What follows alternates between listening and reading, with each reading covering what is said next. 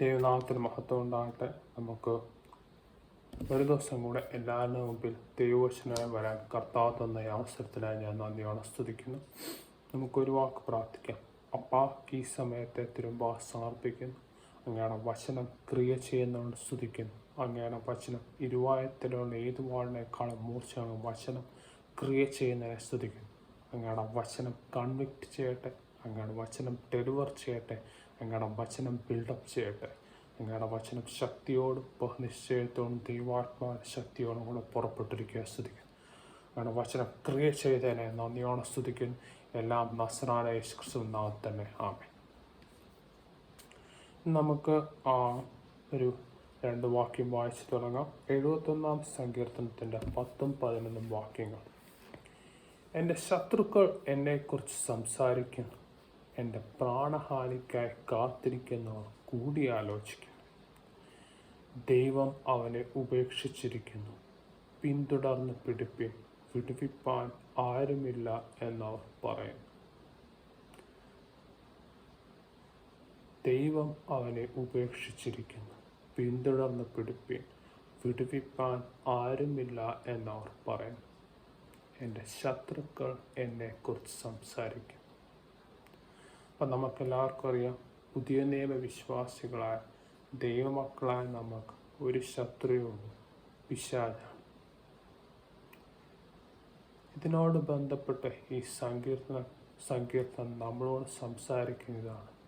നമ്മുടെ ശത്രു, അതായത് പിശാച്, നമ്മളോട് സംസാരിക്കുകയാണ്. പിന്തുടർന്ന് പിടിപ്പിൻ, വിടുവിപ്പാൻ ആരുമില്ല എന്ന് ശത്രു സംസാരിക്കും. വേറൊരു ഭാഷയെ പറഞ്ഞ ശത്രു നമ്മളോട് സംസാരിക്കുന്നു. ശത്രു നമ്മളോട് നിരന്തരം സംസാരിക്കുന്ന വാക്കാണ് ഈ കേട്ടത്. പിന്തുടർന്ന് പിടിപ്പിൻ, ദൈവം അവനെ ഉപേക്ഷിച്ചിരിക്കുന്നു. പിന്തുടർന്ന് പിടിപ്പിൻ, വിടുവിപ്പാൻ ആരുമല്ല. ഞാനും നിങ്ങളും ഓരോ ദിവസവും നിരന്തരമായി ശത്രുവെന്ന് കേൾക്കുന്ന ഒരു വാക്കാണിത്. ദൈവം അവനെ ഉപേക്ഷിച്ചിരിക്കുന്നു. പിന്തുടർന്ന് പിടിപ്പിൻ, വിടുവിപ്പാൻ ആരുമില്ല. വേറൊരു ഭാഷ പറഞ്ഞാൽ ശത്രു നമ്മളോട് നിരന്തരം നമ്മുടെ ഹൃദയത്തിലൂടെ നമ്മുടെ കൂടെ നിൽക്കുന്ന ആളുകളോട് കൂടെയും സംസാരിക്കുന്ന ഒരു വാക്കാണ് നമ്മളിപ്പോൾ കേട്ടത്. ദൈവം അവനെ ഉപേക്ഷിച്ചിരിക്കുന്നു. പിന്തുടർന്ന് പിടിപ്പിൻ, വിടുവിപ്പാൻ ആരുമില്ല. വേറൊരു ഭാഷയിൽ പറഞ്ഞാൽ ശത്രു നമ്മളോട് സംസാരിക്കുന്ന ഇതാണ്: ദൈവം നിന്നെ കൈവിട്ടു, നിന്റെ സിറ്റുവേഷൻ ഹോപ്പ്ലെസ് ആണ്, ഇനി ഒന്നും ചെയ്യാൻ കഴിയുകയില്ല. നിരന്തരമായി ഞാനും നിങ്ങളും കേൾക്കുന്ന ശത്രുവിൻ്റെ വാക്കാണ്. നിരന്തരമായി പിശാചൻ നമ്മളോട് സംസാരിച്ചുകൊണ്ടിരിക്കുന്ന കാര്യം ഇതാണ്: നിന്റെ വിഷയം ഹോപ്പ്ലെസ് ആണ്, നിനക്കൊന്നും ചെയ്യാൻ കഴിയുകയില്ല, ദൈവം തന്നെ നിന്നെ ഉപേക്ഷിച്ചിരിക്കുന്നു, അല്ലെങ്കിൽ നിനക്കിങ്ങനെ സംഭവിച്ചു. നിരന്തരമായ ശത്രുവിൻ്റെ ശബ്ദമാണ് നമ്മൾ ഈ സങ്കീർത്തനത്തിൽ വായിച്ചത്. ദൈവം അവനെ ഉപേക്ഷിച്ചിരിക്കുന്നു. പിന്തുടർന്ന് പിടിപ്പിൻ, വിടുവിപ്പാൻ ആരുമില്ല. നിന്റെ കാര്യം ഹോപ്പ്ലെസ്സാ. ദൈവത്തിന് തന്നെ നിന്റെ വിഷയത്തിൽ എന്ത് ചെയ്യാൻ സാധിക്കും? ബാക്കിയുള്ളവർക്കെല്ലാം നല്ല കാലം, നിനക്കെങ്ങനെ ഇങ്ങനെ സംഭവിച്ചു? ഇനി എന്ത് ചെയ്യാൻ കഴിയും? നിന്റെ കാര്യം ഹോപ്പ്ലെസ് ആണ്. ഇതാണ് നിരന്തരം ഓരോ ദിവസവും ശത്രു നമ്മുടെ ഉള്ളിൽ നമ്മളോട് സംസാരിച്ചു കൊണ്ടിരിക്കുന്നത്. ശത്രുവിൻ്റെ വാക്കാണിത്. പിശാച് നമ്മളോട് നിരന്തരം ഇത് സംസാരിച്ചു കൊണ്ടേയിരിക്കുന്നു. ചിലപ്പോൾ അറിഞ്ഞോ അറിയാതെയോ നാം പലപ്പോഴും അതിനോട് അറിഞ്ഞോ അറിയാതെയോ സമ്മതം മൂടിയിട്ടുമുണ്ട്. ദൈവം അവനെ ഉപേക്ഷിച്ചിരിക്കുന്നു. വിടുവിപ്പാൻ ആരുമില്ല. ഇതാണ് ശത്രു നമ്മളോട് നിരന്തരം സംസാരിച്ചു കൊണ്ടിരിക്കുന്ന വാക്കുകൾ. അപ്പം ഇത് കേട്ടപ്പോൾ സങ്കീർത്തനക്കാരൻ എങ്ങനെയാണ് ഇതിനോട് റെസ്പോണ്ട്. ഇതാണ് നമ്മുടെ മെസ്സേജിൻ്റെ മെയിൻ പോർഷൻ. നാം കണ്ടു, ശത്രു നമ്മളോട് നിരന്തരം സംസാരിക്കുന്ന വാക്കുകളാണിത്. ദൈവം അവനെ ഉപേക്ഷിച്ചിരിക്കുന്നു, വിടിവിപ്പാൻ ആരുമില്ല. കുറച്ചുകൂടെ നമ്മുടെ ഭാഷയിൽ പറഞ്ഞാൽ പറയാം, ശത്രു നമ്മളോട് സംസാരിക്കുന്ന വാക്കുകളാണ്. കർത്താവിന് തന്നെ നിൻ്റെ വിഷയത്തിൽ എന്ത് ചെയ്യാൻ സാധിക്കും?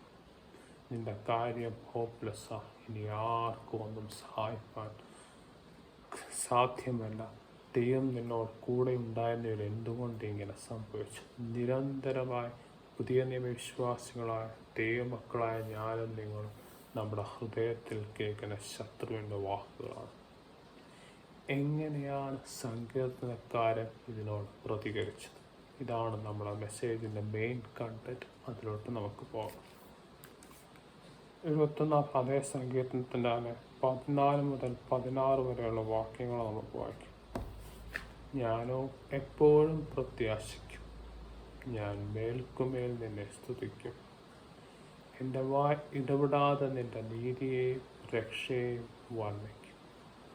അവയുടെ സംഖ്യ എനിക്ക് അറിഞ്ഞുകൂടാ. ഞാൻ യഹോവയായ കർത്താവിൻ്റെ വീര്യപ്രവൃത്തികളോട് കൂടെ വരും.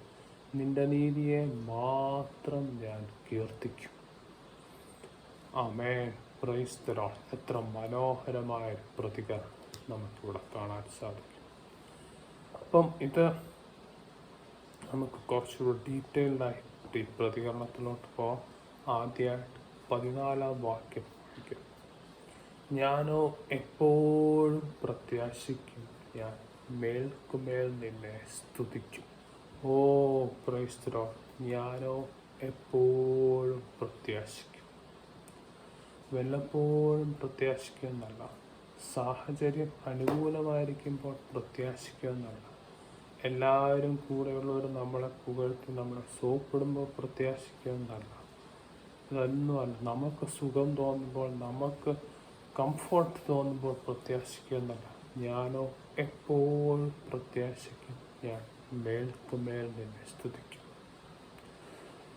ഓ പ്രൈസ് ദി ലോർഡ്. സാഹചര്യം അനുകൂലമായിരിക്കുമ്പോൾ പ്രതികൂലമായിരിക്കുമ്പോൾ, മറ്റുള്ളവർ നമ്മളെപ്പറ്റി നല്ലത് പറയുമ്പോഴും ചീത്ത പറയുമ്പോഴും, ഞാനോ എപ്പോഴും പ്രത്യാശിക്കും, ഞാൻ മേൽക്കുമേൽ നിന്നെ സ്തുതിക്കും. ഓ പ്രൈസ് ദി ലോർഡ്. ഞാനോ എപ്പോഴും പ്രത്യാശിക്കും, ഞാൻ മേൽക്കുമേൽ നിന്നെ സ്തുതിക്കും. ഓ പ്രൈസ് ദി ലോർഡ്. എത്ര മനോഹരമായൊരു വാക്കാണ്. ഞാനോ എപ്പോഴും പ്രത്യാശിക്കും, ഞാൻ മേൽക്കുമേൽ നിന്നെ സ്തുതിക്കും. സാഹചര്യം അനുകൂലമായിരിക്കും, പ്രതികൂലമായിരിക്കും. കാര്യങ്ങൾ നമ്മൾ വിചാരിക്കുന്നത് പോകുമായിരിക്കും, പോകത്തില്ലായിരിക്കും. പക്ഷെ ഇതൊക്കെയാണെങ്കിലും ഞാനോ എപ്പോഴും പ്രത്യാശിക്കും, ഞാൻ മേൽക്കുമേൽ നിന്നെ സ്തുതിക്കും. ഓ പ്രൈസ് ദി ലോർഡ്. ഇതാണ് സങ്കീർത്തനക്കാരൻ ഈ ശത്രുവിൻ്റെ പിശാചിൻ്റെ വാക്കിന് കൊടുത്ത പ്രതികരണം. ഞാനോ എപ്പോഴും പ്രത്യാശിക്കും. I will hope continuously in the Lord. ഞാനോ എപ്പോഴും പ്രത്യാശിക്കും, ഞാൻ മേൽക്കുമേൽ നിന്നെ സ്തുതിക്കും. പ്രതികൂലമാണെങ്കിലും അനുകൂലം, ഞാൻ കർത്താവിൻ്റെ വാക്ക് വിശ്വസിക്കും, അവനെ സ്തുതിക്കും. ഓ പ്രൈസ് ദി ലോർഡ്. സാഹചര്യങ്ങൾ വിചാരിക്കുന്നതിനപ്പുറം പോവായിരിക്കും, ചിലപ്പോൾ പോകത്തില്ലായിരിക്കും. ഞാൻ കർത്താവിൻ്റെ വാക്ക് വിശ്വസിക്കും, അവനെ സ്തുതിക്കും. ഓ പ്രൈസ് ദി ലോർഡ്. ശത്രു എന്ത് പറഞ്ഞാലും, ശത്രു കള്ളങ്ങൾ പറഞ്ഞ് എന്നെ തളർത്താൻ നോക്കുമായിരിക്കും. ഞാൻ എൻ്റെ കർത്താവിൻ്റെ വാക്ക് വിശ്വസിക്കും, അവനെ സ്തുതിക്കും. ഓ പ്രൈസ് ദി ലോർഡ്. ഇതാണ് സങ്കീർത്തനക്കാരൻ്റെ പ്രതികരണം. ഞാൻ സാഹചര്യം എന്തുമാകട്ടെ, എന്തെങ്കിലും ആട്ടെ, ഞാൻ എൻ്റെ കർത്താവിൻ്റെ വാക്ക് വിശ്വസിക്കും, എപ്പോഴും പ്രത്യാശിക്കും, ഞാൻ അവനെ സ്തുതിക്കും. ഓ പ്രൈസ് ദി ലോർഡ്. നമുക്കും അങ്ങനെ പറയാം. ശത്രു പറയുമായിരിക്കും, നിന്റെ കാര്യം പോക്കാം, നിന്റെ എല്ലാം തീർത്തോ, ഞാൻ ദൈവം തന്നെ നിന്നെ കൈവിട്ടു, ഇത്രയധികം പ്രശ്നം നിനക്ക് ജീവിതത്തിൽ വന്ന് കണ്ടില്ലേ, ദൈവം നിന്നെ കൈവിട്ടു. അതൊക്കെയാണെങ്കിലും ഞാൻ എൻ്റെ കർത്താവിൻ്റെ വാക്ക് വിശ്വസിക്കും, ഞാൻ അവനെ സ്തുതിക്കും. ഓ പ്രൈസ്. ഞാനോ എപ്പോഴും പ്രത്യാശിക്കും, ഞാൻ അവനെ സ്തുതിക്കും. സങ്കീർത്തനക്കാരനോട് കൂടെ നമുക്കും പറയാം, ഞാൻ എപ്പോഴും പ്രത്യാശിക്കും, ഞാൻ അവനെ സ്തുതിക്കും. ഞാൻ എൻ്റെ കർത്താവിൻ്റെ വാക്ക് വിശ്വസിക്കും. കർത്താവ് പറഞ്ഞത് മാത്രം ഞാൻ വിശ്വസിക്കും, ഞാൻ അവനെ സ്തുതിക്കും. സങ്കീർത്തനക്കാരനോട് കൂടെ നമുക്കും പറയാം. ഇതിൻ്റെ മനോഹരമായ ഒരു ഉദാഹരണം നമുക്ക് ദൈവജനത്തിൽ നോക്കാം. 34-ാം സങ്കീർത്തനം വായിക്കാം. 34-ാം സങ്കീർത്തനം 1-ാം വാക്യം. ഞാൻ യഹോവയെ എല്ലാ കാലത്തും വാഴ്ത്തും, അവൻ്റെ സ്തുതി എപ്പോഴും എൻ്റെ നാവിന്മേലിരിക്കും. ഓ പ്രൈസ് ലോർഡ്. സങ്കീർത്തനക്കാരൻ ദാവീദും ഇത് തന്നെ ഇവിടെ പറയുന്നു. ഞാൻ യഹോവയെ എല്ലാ കാലത്തും, നല്ല കാലത്തും ചീത്തക്കാലത്തും വാഴ്ത്തും, അവൻ്റെ സ്തുതി എപ്പോഴും എൻ്റെ നാവിന്മേൽ ഇരിക്കും.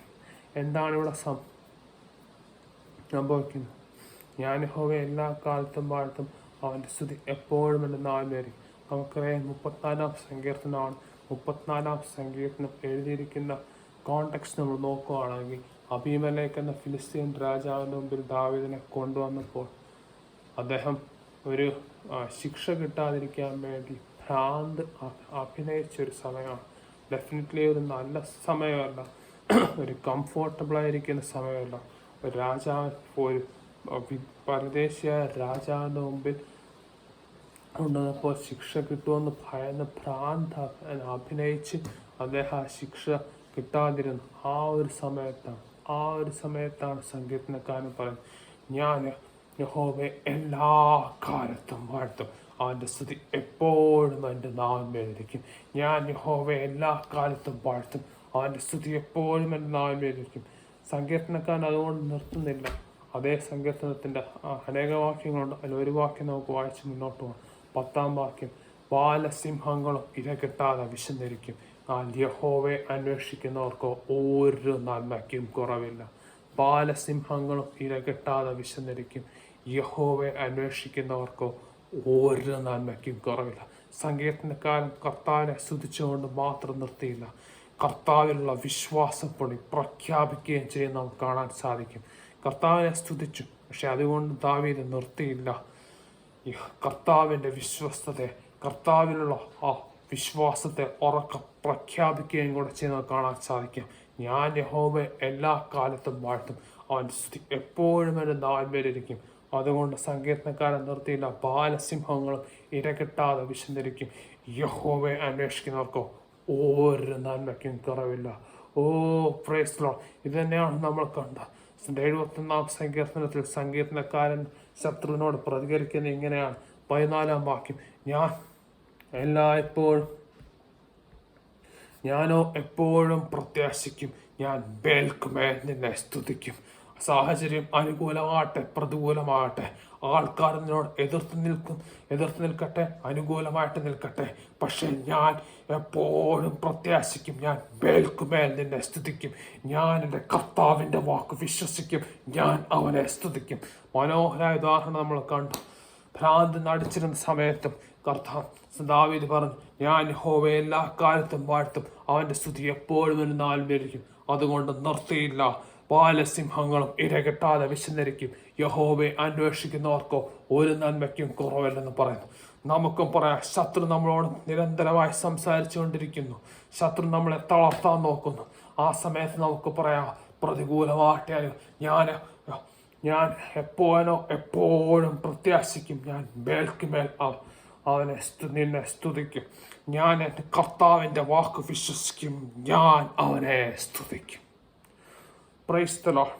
സങ്കീർത്തനക്കാരൻ ഇതുകൊണ്ട് ശത്രുവിൻ്റെ വാക്കുകളോടുള്ള പ്രതികരണം നിർത്തിയില്ല. നമുക്ക് അതിൻ്റെ അടുത്ത വാക്യം വായിച്ച് നമുക്ക് ഒന്നുകൂടെ പരിശോധിക്കാം.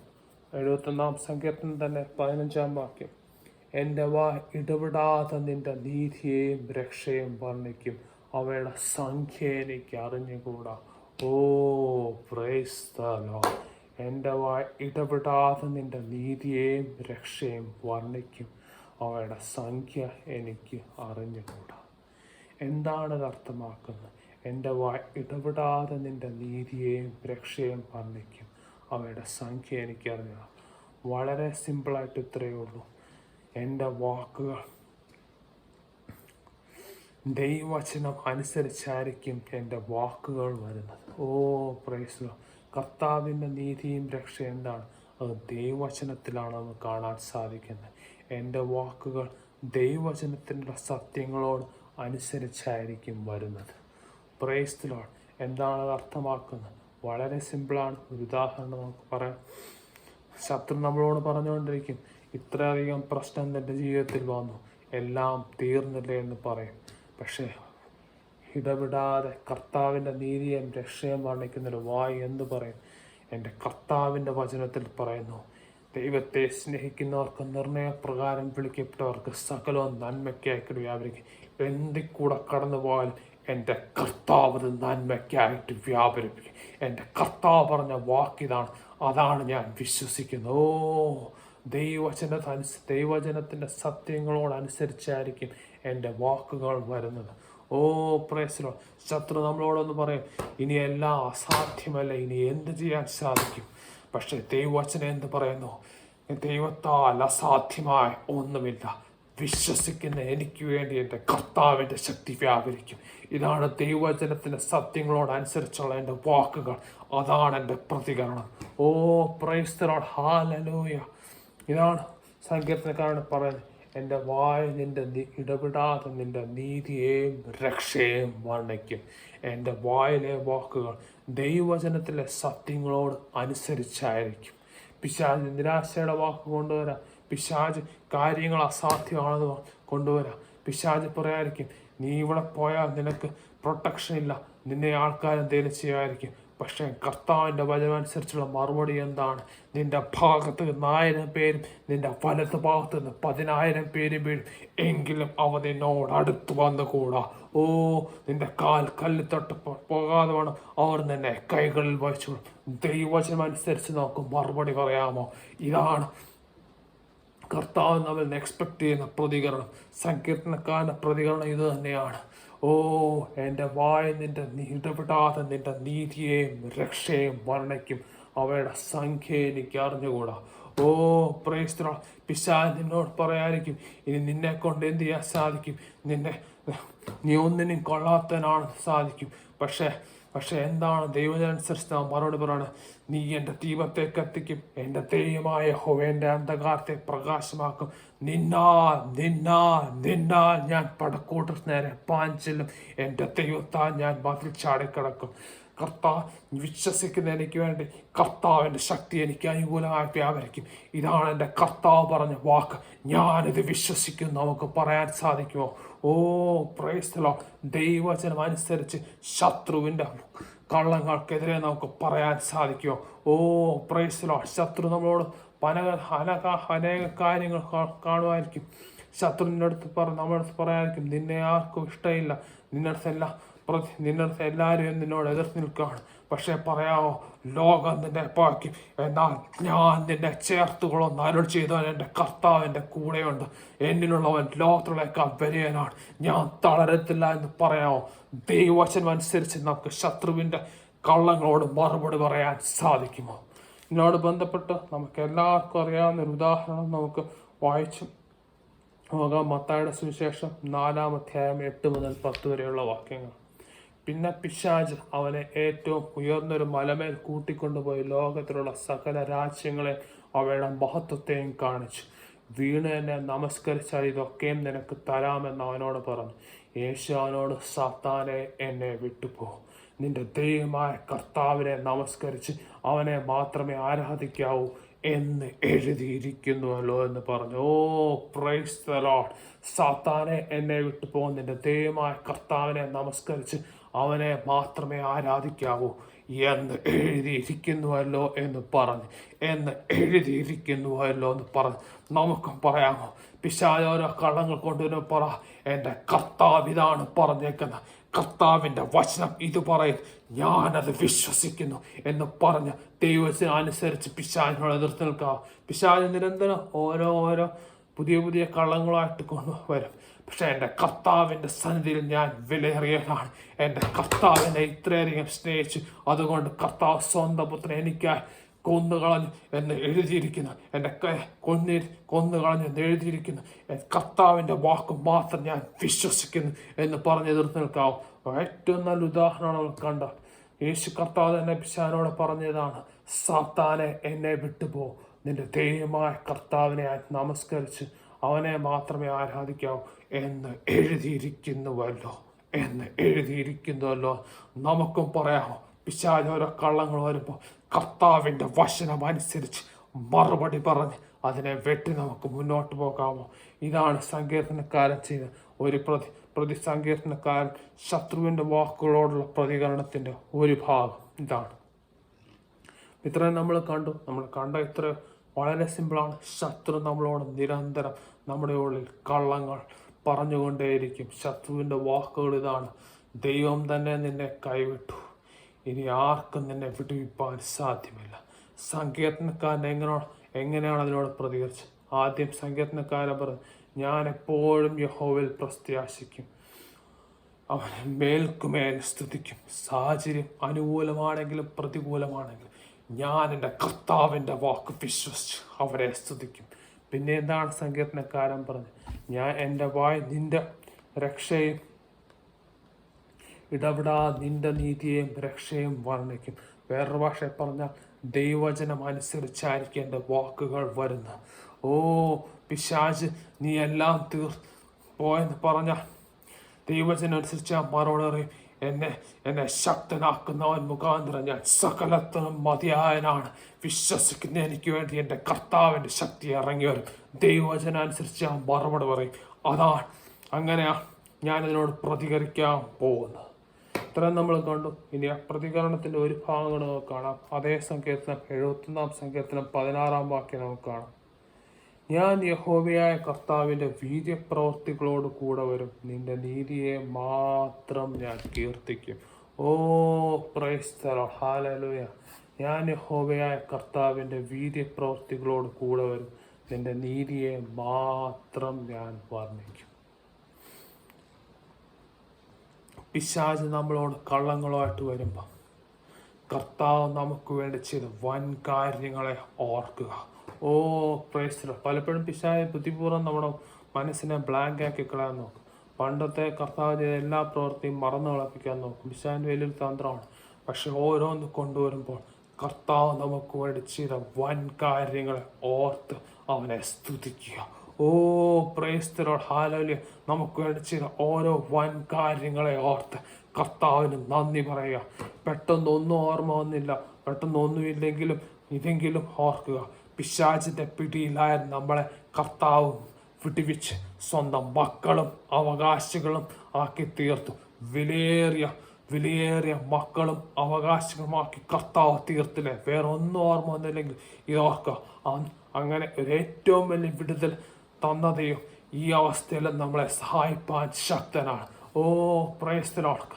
ഏറ്റവും ഇതാണ്, നമ്മൾ പിശാചിനടിയിലായിരുന്നു, നമ്മൾ കർത്താവിൽ നിന്ന് പൂർണ്ണമായിട്ടും കട്ട് ഓഫ് ആയിരുന്നു, കർത്താവായിട്ടൊരു ബന്ധമില്ലായിരുന്നു. പക്ഷെ അതിൽ നിന്ന് കർത്താവ് നമ്മളെ വിളിച്ച് വേർതിരിച്ച് മക്കളും അവകാശികളുമായി തീർത്തില്ലേ.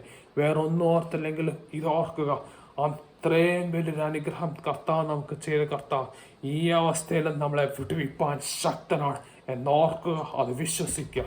ഇതിനോട് ബന്ധപ്പെട്ട് ഒരു നല്ലൊരു ഉദാഹരണം നമുക്ക് വചനത്തിൽ നോക്കാം. 1 ശമൂവേൽ 17-ാം അധ്യായം 37-ാം വാക്യം. ദാവീദ് പിന്നെ സിംഹത്തിന്റെ കയ്യിൽ നിന്നും കരടിയുടെ കയ്യിൽ നിന്നും എന്നെ രക്ഷിച്ച യഹോവ ഈ ഫിലിസ്തീന്റെ കയ്യിൽ നിന്നും രക്ഷിക്കും എന്ന് പറഞ്ഞു. ശൗൽ ദാവീദിനോട്, ചെല്ലുക, യഹോവ നിന്നോട് കൂടെ ഇരിക്കും എന്ന് പറഞ്ഞു. ഓ പ്രൈസ് ദി ലോർഡ്, ഹല്ലേലൂയ. വളരെ മനോഹരമായൊരു ഭേദഭാഗമാണ്.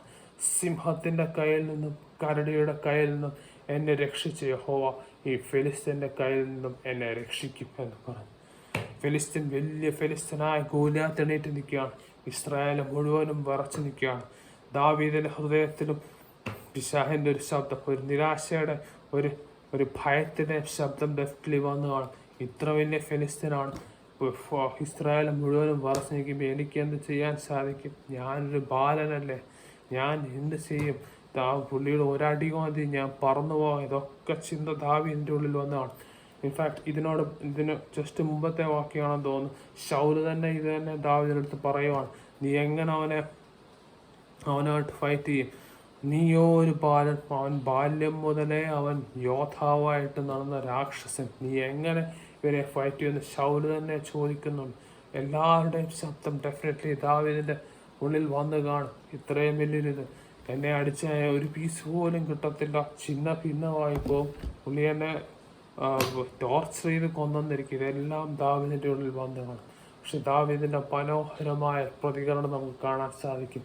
സിംഹത്തിന്റെ കയ്യിൽ നിന്നും കരടിയുടെ കയ്യിൽ നിന്നും എന്നെ രക്ഷിച്ച യഹോവ ഈ ഫെലിസ്തീന്റെ കയ്യിൽ നിന്നും എന്നെ രക്ഷിക്കും എന്ന് പറഞ്ഞു. ഓ, പഴയ വീര്യപ്രവർത്തികളെ ദാവീദ് ഓർക്കുന്നത് കാണാൻ സാധിക്കും.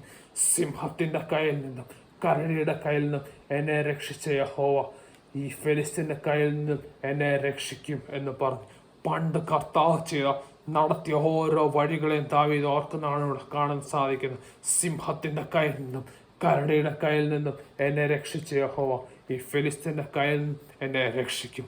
ഓ, പിശാച് നമ്മളോട് ഓരോ കള്ളങ്ങൾ സംസാരിച്ചു കൊണ്ടിരിക്കുമ്പോൾ നമുക്ക് പറയാം, എൻ്റെ നേരത്തെ നാളുകൾ, പഴയ നാളുകൾ എന്നെ വിട്ടുവെച്ചതയും, പഴയ നാളുകൾ ഇന്ന അവസ്ഥയിൽ നിന്നെ വിട്ടുവെച്ചതയും, ഇന്ന വൻ കാര്യത്തിൽ നിന്നെ വിട്ടുവെച്ചതയും ഇനി നടത്താൻ ശക്തനാണ് ഞാൻ, അവൻ്റെ വാക്ക് വിശ്വസിക്കും. ഓ, പ്രൈസ് ദി ലോർഡ്. വളരെ ഈസിയാണ്. ദാവീദിന് ഈസി ആയിട്ട് ഇത്രയും നിരാശയുടെയും ഡിസ്കറേജ്മെന്റിന്റെയും ഹ്യൂമൻ ലോജിക്കിനാലുള്ള വാക്കുകളാൽ അദ്ദേഹത്തിന് പിന്തിരിയാമായാൽ അദ്ദേഹത്തിന് പുറകോട്ട് പോകാൻ പക്ഷെ അദ്ദേഹത്തെ പോലെ നമുക്കും പറയാം, സിംഹത്തിന്റെ കയ്യിൽ നിന്നും കരടിയുടെ കയ്യിൽ എന്നെ വിട്ടുവെച്ചതയും ഈ ഫെലിസ്തീന്റെ കയ്യിൽ നിന്ന് വിടുവിപ്പാൻ ശക്തനാണ്. പണ്ട് കാലങ്ങളിൽ നമ്മളെ നടത്തിയതയും വൻ കാര്യങ്ങൾ നമുക്ക് വേണ്ടി ചെയ്ത് ഇനി നടത്താൻ ശക്തനാണ്. എൻ്റെ കർത്താവിൻ്റെ വാക്ക് മാത്രം ഞാൻ വിശ്വസിക്കുന്നു. ഓ, പ്രൈസ് ദി ലോർഡ്. ദാവീദിനെ പോലെ നമുക്കും പറയാം, സിംഹത്തിന്റെ കയ്യിൽ നിന്നും കരടിയുടെ കയ്യിൽ നിന്നും എന്നെ വിടുവിച്ചതയോ ഈ ഫെലിസ്തീന്റെ കയ്യിൽ നിന്നും വിടുവിപ്പാൻ ശക്തനാണ്. എൻ്റെ കർത്താവിൻ്റെ വാക്ക് മാത്രം ഞാൻ വിശ്വസിക്കുന്നു, അത് ഞാൻ പറയുന്നു. ഓ, പ്രൈസ് ദി ലോർഡ്. ഹല്ലേലൂയ. ഇതാണ് കർത്താവ് നമ്മിൽ ആഗ്രഹിക്കുന്ന പ്രതികരണം. ഓ, നമ്മൾ എന്തൊക്കെ കണ്ടു? ശത്രു നമ്മളോട് നിരന്തരമായി സംസാരിച്ചു കൊണ്ടിരിക്കും. ദൈവം നിന്നെ കൈവിട്ടു, ദൈവത്തിന് തന്നെ നിന്നെ വിടുവിപ്പാൻ സാധ്യമല്ല, ഇനി എന്ത് ചെയ്യാൻ സാധിക്കും? സങ്കീർത്തനക്കാരൻ എങ്ങനെ പ്രതികരിച്ച് കാണാൻ സാധിക്കും? ഞാൻ എപ്പോഴും യഹോവയെങ്കിൽ പ്രത്യാശിക്കും, ഞാൻ മേൽക്കുമേൽ അവനെ സ്തുതിക്കും. ഏതവസ്ഥയാട്ടെ, നല്ലതാട്ടെ ചീത്തയാട്ടെ, ഞാൻ എൻ്റെ കർത്താവ് എപ്പോഴും പ്രത്യാശിക്കും. എൻ്റെ കർത്താവിൻ്റെ വാക്ക് നിരന്തരമായി ഞാൻ വിശ്വസിക്കും, ഞാൻ അവനെ സ്തുതിച്ചു കൊണ്ടിരിക്കും. അതുകൊണ്ട് മാത്രം സങ്കീർത്തനക്കാരൻ നിന്നില്ല, ദൈവവചനം അനുസരിച്ച് ഞാൻ സംസാരിക്കും, എൻ്റെ വാക്കുകൾ ദൈവവചനത്തിൻ്റെ സത്യങ്ങളോടനുസരിച്ചായിരിക്കും. നിരാശയുടെ ചിന്ത വരുമ്പോൾ ഞാൻ പറയും, എൻ്റെ കർത്താവ് എനിക്ക് വേണ്ടി എല്ലാം ചെയ്യാൻ ശക്തനാണ്. എൻ്റെ കർത്താവ് സകലവും നന്മയ്ക്കായി വ്യാപരിക്കുന്ന ദൈവമാണ്. എൻ്റെ കർത്താവിൻ്റെ വാക്ക് മാത്രം ഞാൻ വിശ്വസിക്കുന്നു. വീണ്ടും പിശാച് ഓരോ കള്ളങ്ങളും നിരാശപ്പെടുത്തുവാൻ നോക്കുമ്പോൾ ഞാൻ പറയും, സിംഹത്തിൻ്റെ കയ്യിൽ നിന്നും കരടിയുടെ കയ്യിൽ എന്നെ വിട്ടുവെച്ച ദൈവം ഈ ഫെലിസ്തീൻ്റെ കയ്യിൽ നിന്ന് വിടുവിപ്പാൻ ശക്തനാണ്. പഴയ കാലങ്ങളിൽ നടത്തിയ കർത്താവ് എന്നെ നടത്താൻ ശക്തനാണ്, ഞാൻ വിശ്വസിച്ച് പറയും. Oh, praise the Lord. ഹല്ലേലൂയ. Praise the Lord. ഹല്ലേലൂയ. ഇൻഫാക്ട് നമ്മൾ ഈ കണ്ട ഈ പാറ്റേൺ എല്ലാം മനോഹരമായ പൗലോസ് അപ്പോസ്തലൻ പറയുന്നുണ്ട്. ആ വാക്കൂടെ പോർഷൻ കൂടെ വായിച്ച് ക്ലോസ് ചെയ്യാം. 2 കൊരിന്ത്യർ 10:2 മുതലുള്ള വാക്യങ്ങൾ. ഞങ്ങൾ ജഡത്തിൽ സഞ്ചരിക്കുന്നവരെങ്കിലും ജഡപ്രകാരം പോരാടുന്നില്ല. ഞങ്ങളുടെ പോരിൻ്റെ ആയുധങ്ങളോ ചടികങ്ങളല്ല, കോട്ടകളെ എടുപ്പാൻ ദൈവസേനയിൽ ശക്തിയുള്ളവ തന്നെ. അവയാൽ ഞങ്ങൾ സങ്കല്പങ്ങളും ദൈവത്തിൻ്റെ പരിജ്ഞാനത്തിന് വിരോധമായി പോകുന്ന എല്ലാ ഉയർച്ചയും ഇടിച്ചു കളഞ്ഞു, ഏത് വിചാരത്തെയും ക്രിസ്തുവിനോടുള്ള അനുസരണത്തിനായിട്ട് പിടിച്ചടക്കി. നിങ്ങൾ അനുസരണം തികഞ്ഞു വരുമ്പോൾ എല്ലാ അനുസരണക്കേടിനും പ്രതികാരം ചെയ്യുവാൻ ഒരുങ്ങിയിരിക്കുന്നു.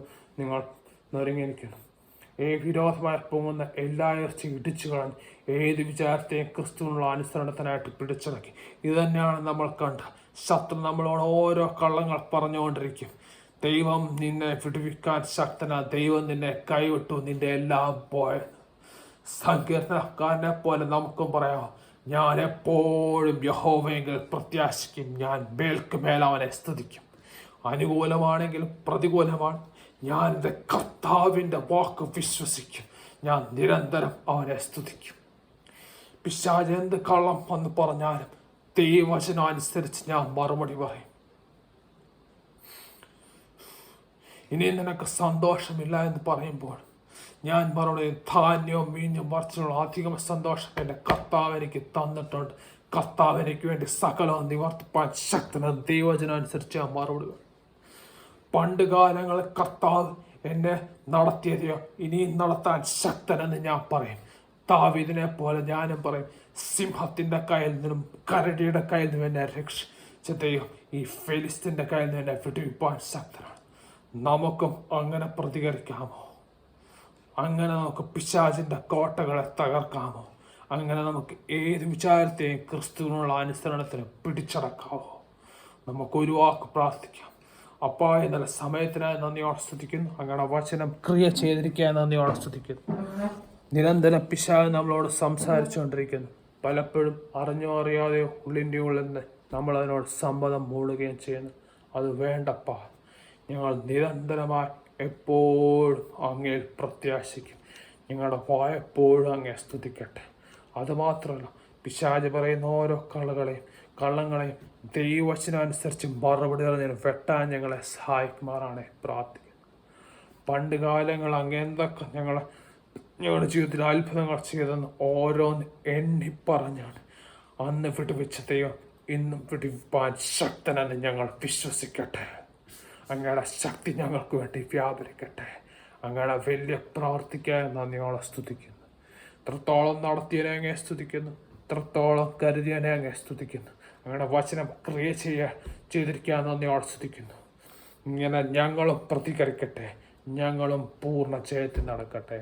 അങ്ങയുടെ വലിയ പ്രവർത്തിക്കാൻ നന്ദിയോടെ സ്തുതിക്കുന്നു. എല്ലാം നസ്രാനെ യേശു ക്രിസ്തുവിൻ നാമത്തിൽ തന്നെ. ആമേൻ. Thank you. God bless U.